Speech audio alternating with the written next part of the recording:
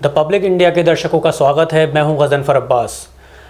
बिहार चुनाव में चुनावी सरगर्मियां, जो राजनीतिक सरगर्मियां हैं, वो बहुत ज़्यादा तेज़ी पर हैं और तमाम तरह के भाषण हो रहे हैं। कई मुद्दे गरमाए हुए हैं, जिसमें एक तो इलेक्शन कमीशन का, चुनाव आयोग का वो ऑर्डर है जिसमें कहा गया है कि नई वोटर लिस्ट तैयार होगी, जिसमें तमाम तरह की जो अनियमितताएं हैं वो सामने आ रही हैं। कई तरह की रिपोर्ट सामने आ रही हैं। ये बहुत बड़ा मुद्दा बन चुका है इस वक्त। लेकिन क्या ये एक लौता मुद्दा है जो बिहार चुनाव में बहुत ज़्यादा सुर्खियां बटोरने वाला है, या कुछ ऐसे मुद्दे भी हैं जो आने वाले चुनाव में, जो बिहार में नवंबर में होने वाला है, उसमें बहुत इम्पॉर्टेंट रोल निभाएगा?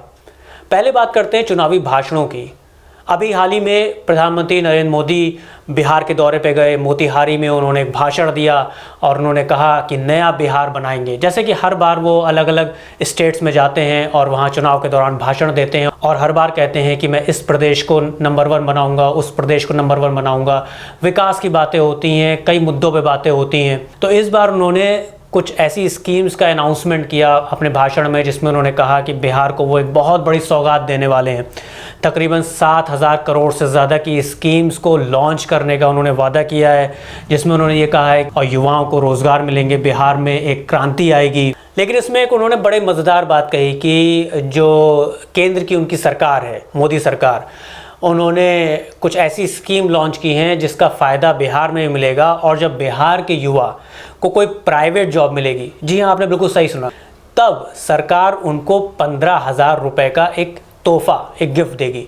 अब सोचने वाली बात है कि अगर प्रधानमंत्री रोज़गार का वादा कर रहा है तो रोज़गार पे जो सरकारी नौकरियां हैं उनकी बात होनी चाहिए, लेकिन यहाँ पर प्राइवेट नौकरी की बात हो रही है। बात करते तो बेरोज़गारी भत्ते ही करते कि अगर बहुत ज़्यादा लोग बेरोज़गार हैं बिहार में तो उनको बेरोज़गारी भत्ता दे, जिससे शायद बीजेपी के लिए वोट बढ़ने के चांसेस और सरकार बनाने के चांसेस बढ़ जाते। थोड़ा सा पीछे ले चलते हैं। 2014 में जब बीजेपी सत्ता में आई, यानी मोदी सरकार बनी, बीजेपी के तमाम नेता ऊपर से लेकर नीचे तक, आपने सुना होगा कि बहुत ज़्यादा रोज़गार दिए जाएंगे, करोड़ों की तादाद में रोज़गार दिए जाएंगे।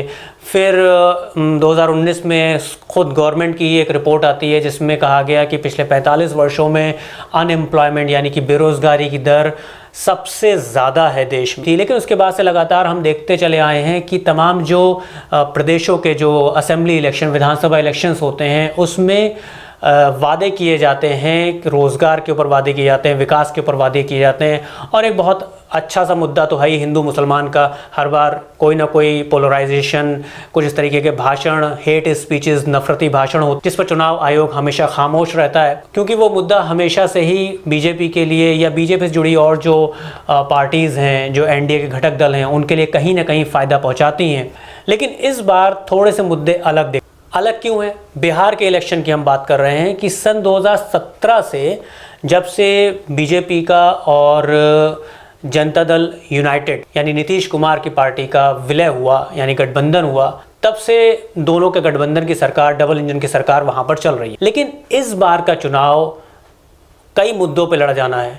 एक तो बात है जो चुनाव आयोग का ऑर्डर है, जिसमें वोटर्स के नाम जो है लिस्ट से गायब होने की खबरें आ रही हैं, जिसमें मामला सुप्रीम कोर्ट तक पहुंच गया है। तो वहीं दूसरी तरफ भाषणों के ज़रिए अगर हम लोग देखें तो बात आ रही है विकास की, रोज़गार की, कुछ इस तरह की जो नौजवान वोटर के लिए लुभावनी हो सकती हैं, नौजवान वोटर्स को अपनी तरफ खींचने के लिए हो सकती है। अभी हाल ही में जनता दल यूनाइटेड की तरफ से भी, नीतीश कुमार की तरफ से भी एक बयान जारी हुआ, जिसमें उन्होंने आने वाले 5 सालों में अगर उनकी सरकार आती है, चाहे वो खुद की पार्टी के तहत बना लें या फिर बीजेपी के साथ गठबंधन करके बना लें, अगर वो ऐसी उम्मीद कर रहे हैं तो उन्होंने कहा है कि आगे 5 साल में वो 1 करोड़ जॉब्स बिहार में देंगे। 1 करोड़ बेरोज़गारों को रोज़गार उनकी सरकार देगी। नीतीश कुमार और तेजस्वी यादव, यानी जेडीयू और आरजेडी, इन दोनों के बीच कई मुद्दों पर पॉलिटिक्स हो रही है, लेकिन रोज़गार का मुद्दा जो है वो इसमें उभरता हुआ दिख रहा है। अभी 2 दिन पहले कांग्रेस ने बिहार में एक जॉब मेला आयोजित, जिसमें कांग्रेस की तरफ से दावा किया गया है, कुछ रिपोर्ट्स भी आई हैं कि हज़ारों बेरोज़गारों को रोज़गार दिया गया। तो इसका मतलब ये हुआ कि कांग्रेस हो, जिसका साथ है, समर्थन है आरजेडी को, तेजस्वी यादव की पार्टी को, ये गठबंधन, इंडिया गठबंधन, और दूसरी तरफ जो एनडीए ब्लॉक है, यानी कि ख़ासतौर से बीजेपी और जनता दल यूनाइटेड, ये सब कहीं ना कहीं रोज़गार की बात कर रहे हैं। यानी एक बहुत बड़ा मुद्दा रोज़गार के ऊपर बनने वाला है बिहार में। ऐसे में एक बहुत ही दिलचस्प रिपोर्ट बिहार से आई है। ये रिपोर्ट क्या है और कहाँ से ये रिपोर्ट आई है? एक राष्ट्रीय दलित संगठन है नैकडोर, जिन्होंने कन्वर्जेंट मीडिया नाम की एक कंपनी के साथ मिलकर बिहार में एक सर्वे किया है। और ये सर्वे वहाँ की 49 कॉन्स्टिट्यूंसीज़ में 49 विधानसभा सीटों पे किया गया है, जो कि एक बड़ी संख्या है बिहार के हिसाब से। और इसका जो फोकस है वो दलित वोटर्स के ऊपर है, दलित नौजवानों के ऊपर है, शेड्यूल कास्ट, शेड्यूल ट्राइब्स और पिछड़ा वर्ग के ऊपर है। रिपोर्ट ये कहती है कि जब ये सर्वे किया गया तो जो दलित वर्ग के नौजवान हैं, उन्होंने ये कहा कि इसमें जो बेरोज़गारी का मुद्दा है इस आने वाले बिहार के चुनाव में, ये बहुत बड़ा मुद्दा है। और तकरीबन 58% दलित वर्ग ने ये कहा कि ये मुद्दा बहुत बड़ा मुद्दा बन के उभरेगा बिहार के चुनाव के लिए। अगर कोई इस तरह का सर्वे एक ऐसे वक्त में आता है जहां पर सारी पॉलिटिकल पार्टीज़ वहां पर सरकार बनाने की उम्मीद में हैं, तो इस पर चर्चा करना बहुत ज़रूरी है। क्योंकि मैं आपको कुछ और आंकड़े देने वाला हूं। बिहार का जो माइग्रेंट का जो रेट, यानी कि वो नौजवान जो रोज़गार की तलाश में, चाहे वो मध्यम वर्ग से आते हों, मजदूर वर्ग से आते हों या पढ़े लिखे नौजवान, उनका जो बिहार को छोड़ने का, किसी दूसरी जगह जाकर रोज़गार तलाशने का जो दर है वो 7% है, 7%, जो कि अपने आप में काफ़ी है वहाँ की पॉपुलेशन को देखते हुए। यानी एक तरफ तो मुद्दा बेरोज़गारी का है, दूसरी तरफ जो प्रवासी जो लोग हैं, यानी कि जो बिहार छोड़ के जॉब्स के लिए दूसरी जगहों पे चले जाते हैं, उनका जो प्रतिशत रेट है वो अच्छा खासा है। ये दोनों मुद्दे मिलकर एक बहुत बड़ा मुद्दा बनने वाले हैं। हालांकि चाहे वो स्टेट की बीजेपी और जेडीयू की महागठबंधन की सरकार हो या फिर हमारी सेंटर की मोदी सरकार हो, ये सब लगातार कहते चले आए हैं कि बेरोज़गारी कम हुई है और बिहार के सिलसिले में भी तमाम तरह के बयानात आए हैं। Centre for monitoring Indian economy की जो लेटेस्ट रिपोर्ट 2023 के आंकड़ों के हिसाब से हम आपको बता रहे हैं, उसमें बिहार का जो बेरोज़गारी दर है वो 19% से ज़्यादा है, जो कि नेशनल जो एवरेज है, हमारे देश का जो राष्ट्रीय जो बेरोज़गारी दर है उससे कहीं ज़्यादा है, जो कि है 5.1%। बिहार में और भी कई तरह के मुद्दे हैं। आपने देखा होगा तमाम जो गवर्नमेंट के एग्ज़ाम्स होते हैं, सरकारी एग्ज़ाम्स होते हैं, उसमें पेपर लीक की खबरें आ जाती हैं। अभी जनवरी में ही बिहार पब्लिक सर्विस कमीशन में जो बहुत बड़ी बम्पर भर्ती निकली थी, उसमें एक पेपर लीक हो गया था और लाखों हज़ारों नौजवानों का जो भविष्य है वो अंधकार में चला गया। तमाम प्रोटेस्ट हुए, एक मूवमेंट खड़ा हुआ, एक आंदोलन हुआ वहाँ पर। जो सर्वे आया है नैकडोर का और कन्वर्जेंट मीडिया का जॉइंटली बिहार के संदर्भ में बेरोज़गारी को लेकर, और उसके अलावा जो वहाँ पर जो दलित के इश्यूज़ पे फोकस किया गया है, उसमें एक और दिलचस्प बात सामने आई है। जैसा कि हम शुरू में ही वीडियो में आपको बता चुके हैं कि इलेक्शन कमीशन की तरफ से जो नई वोटर लिस्ट को बनाने का जो प्रक्रिया शुरू हुई है, उसमें जिस तरीके की बातें सामने आ रही हैं, जो एक चुनाव को जो है हाईजैक करने का, चुनाव को छीन लेने का जो एक प्राइमा फेसी एक षड्यंत्र ऐसा दिखाई देता है बीजेपी की तरफ को, या बीजेपी और नीतीश कुमार की पार्टी के साथ मिलाकर किसी भी तरीके से साम दंड भेद सब मिलाकर बिहार में किसी भी तरीके से सरकार बनाने का एक जो प्रयास दिखाई देता है, उससे जुड़ा हुआ एक और आंकड़ा सामने आया। इस सर्वे में 28% दलित ने ये कहा है कि ये जो वोटर लिस्ट नई बनाई जा रही है, बेरोज़गारी के साथ साथ ये बहुत बड़ा मुद्दा उनके लिए बनने वाला है, और वो सोचेंगे इस पर कि वो इसमें वोट करें या ना करें, क्योंकि इलेक्शन कमीशन का, ये दलितों का कहना है कि इलेक्शन कमीशन के ऊपर उनका विश्वास उठ गया है। क्योंकि जिस तरीके की मीडिया रिपोर्ट्स आई हैं, उसके बाद आपने देखा है कि एक सीनियर जर्नलिस्ट जिनका बहुत नाम है जर्नलिज्म में, अजीत अंजुम साहब, उनके ऊपर एफआईआर हुई इस प्रक्रिया में इंटरफेयर करने के। तो ये जो सर्वे हुआ इसमें 71%, 71% दलित वोटर्स का कहना यह है कि उनका विश्वास जो है वो चुनाव आयोग से उठ गया है।